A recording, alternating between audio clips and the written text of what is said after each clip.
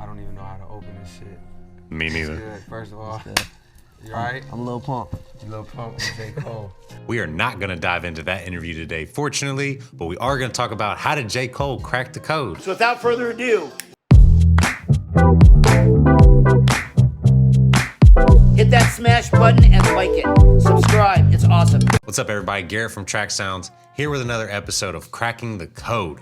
This is where we deep dive into old interviews from some of your favorite artists of the day and take some key points of what was their mentality and how they blew up. Before we get started though, I do have a question of the day. Who's your favorite Dreamville artist besides J. Cole?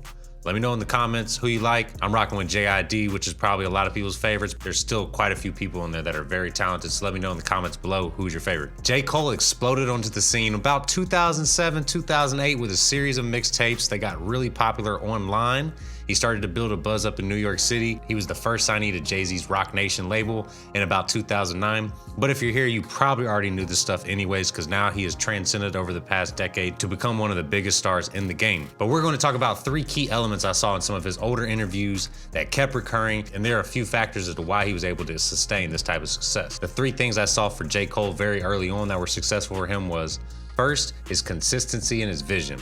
His second thing, staying true to himself. And the third thing, simply networking. We're gonna get into the first one, which is consistency and vision. I have an old XXL interview from about 2009 where he talks about his vision going forward and all of his struggles at that time. It's probably some good inspiration. I only use the greatest niggas, right?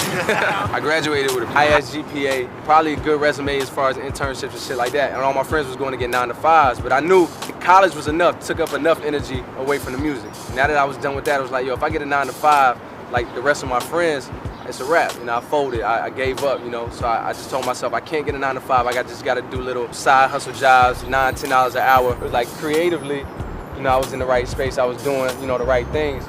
But, you know, when you don't have no money coming in, when you're just trying to pay the rent, it's kind of hard to, you know, to focus on making music when you got all these other things to worry about. You got rent, you got food, gas, shit like this.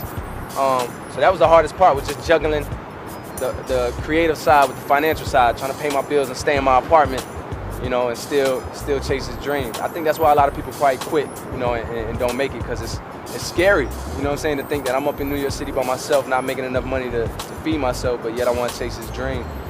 You just gotta, you know, stick it through. It was some great advice for him to talk about what he was going through and how his mind was being affected, but he still just decided to push through because he realized that a lot of the ones that don't make it are the ones that just give up too quickly. So I got another very early interview from The Source from about 2009, 2010 with J. Cole, not too long after the Rock Nation deal as well, where he talks about how he decides between quality and quantity for him. I think this shows a lot to his consistency on why he's been able to grow his fan base the whole time and still not burned out from putting out all this material that he has put out.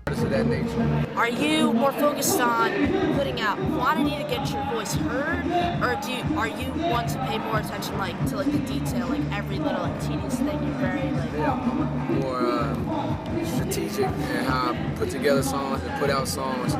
So if I needed to this year, I could put out a song every week, a new song every week, because I have that many songs. But I don't want to do that. I'd rather keep my supply limited, supply of songs, and keep fans, because I'm not in the game yet, so I don't want to oversaturate myself already. Like, I feel like if you really have a good meal, you should come to your meal ready to eat, not already full off the last shit you gave them. So, like I said, this was 2010, so it was quite a while back in music years, because things have definitely changed a little bit.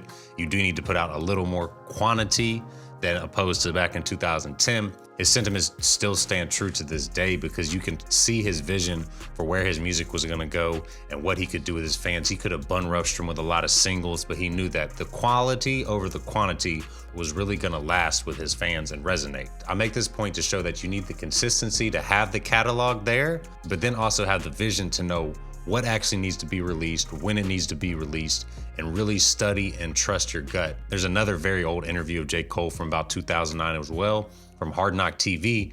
There's a segment in there that I really liked where he talked about why he made mixtapes and how he decides what goes onto his mixtapes. I think it's a really good one because it shows his mind frame when he's putting together a project, mixtape, or an album. The warm-up was one of the mixtapes of the year. Speak about that grind. You think it helps? I mean, obviously it's helped your career. Yeah. People have mixed feelings about mixtapes. We were just having this discussion the other day, matter of fact. It's like it's a necessary evil.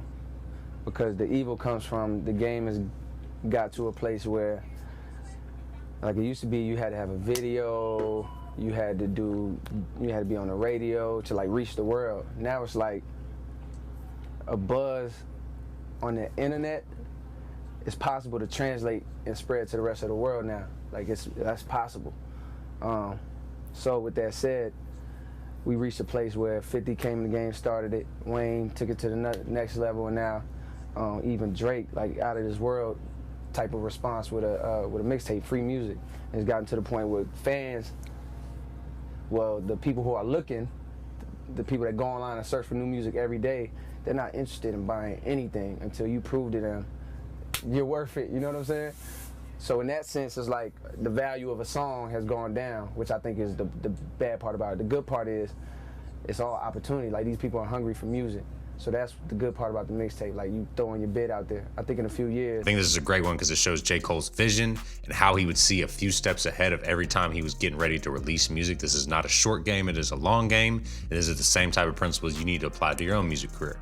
Another thing that came very prevalent in a lot of these interviews was J. Cole's ability to stay true to himself, and that was his goal from the beginning. We're gonna check out that Source interview again. We're gonna go a little later in it, where he talks about not being one to put into a box and really staying true to his own style of music that he wanted to do. Looking to do like more like the dance, like clubbing hits, or do you want to do like both? Because I mean, it's possible to do both, but what are you most interested in? I want to have no box, you know what I'm saying? Like I don't want to be, of course I want to go down as a great storyteller, great rapper, one of the greatest, you know, when it's all said and done maybe. But I also don't want to be the guy that you feel like I could never, like there's certain artists right now that can never make a club song because you look at them like. So it was a real quick segment as you can see about that part, but you can see how J. Cole had his vision going forward with how he was going to craft his career and really build an organic fan base like this. It kind of ties into the last point. This is not a sprint, this is a marathon. I think this is another really good clip from the Hard Knock TV one because this kind of shows how J. Cole does not let outside noise affect him. I think a lot of up and coming artists are so worried about their friends' opinions, people very close to him, things like that, or even the lack of support from some of their close friends and family. When a lot of times you really just need to do not let outside factors affect your music and do not get involved with the politics of music and be worried about who's helping who and who's talking about who and things like that. What do you think of what's going on with Kanye right now? It seems like he's taking a couple L's in the media. In the media? Man, I don't even follow, that's what I'm saying. Like even with the beanie shit, like I don't even get into those things. Like they don't matter to me. All I care about is music, like all that extra politics shit, like it don't even interest me, man. So if he took L's in the media, that's because it's the media. You know what I'm saying? Like he's Kanye, he done brought the world great music for a long time and will continue to do so. So all that stuff washes away, like, you know, that's just temporary things. Can we expect a Kanye track? A good point from J. Cole right there. Just really, it's kind of funny how instantly he was like, I didn't even know what you're talking about, because he just stays so far out of it and focuses on his music, focuses on his craft. I think this really has helped him carry him a long way. You can see he's had this mind state from a very early stage, and I think it's been a tremendous benefit to him. Now, the third thing that really helped J. Cole is networking. This seems to probably be the biggest key I've seen in all the interviews that I've been watching. So we're gonna dive into a Karen Civil interview where he talks about a few reasons of why he moved to New York, knowing nobody up there, and what his mind frame was with how he was going to network. Okay, so how did the Rock Nation deal, Jay-Z thing happen for you? Well, basically, I have two business partners, one named E, one Mike Rooney, Trinity Records. And me and Mike was like the first dude I met in New York who like had me up in studios. And you know, he was just using the little connections he had. He's young too, he's Corey Rooney's nephew. He was using his little connections to get me like in, you know, in the studios that he was, you know, bringing work into. So that's the first time I was recording at a real New York City studio, you know, with the glass booth and all that shit. Yeah. And that was like 06. So from there, you know, he just worked whatever he could work to get it in the hands of him, who got it in the hands of him, who somehow led up to Jay-Z hearing one song, and the song I got called Lights Please, and he was just, you know, from what I'm told when he heard it, he was just like, you know, who is this kid? You know. And he's talking about when he graduated from college. This was post after him already moving to New York. This is him working dead-end jobs where he wasn't making any money, and he still was partnered up with a few people that he really trusted. They were helping him spread the music. He was spreading the music, And it just happened to get from a few different people to finally land in Jay-Z's hands. You know, hit different studios, hit different spots to try to network and really try to build your relationship with some of these different people, because you never know who's gonna take a step up in the company or anything like that. So we're gonna check out a Napster interview, I think from about 2011 of J. Cole, talking more about networking, getting into it. And I had to go through part-time jobs, like $10 an hour, trying to pay my rent in New York, which wasn't working. And just knocking on doors, and me and my immediate team just trying to play our music for anybody that would listen. And eventually, after like a lot of people wouldn't listen, things started catching on, and Lights Please started getting around, and all these other songs that I had started getting around through the industry. And Jay heard it. And from there, I guess he heard Lights Please and was immediately like, yo, bring this kid to me. So he set up the meeting. I didn't even believe the meeting was really gonna happen, but 3-4 weeks later it happened.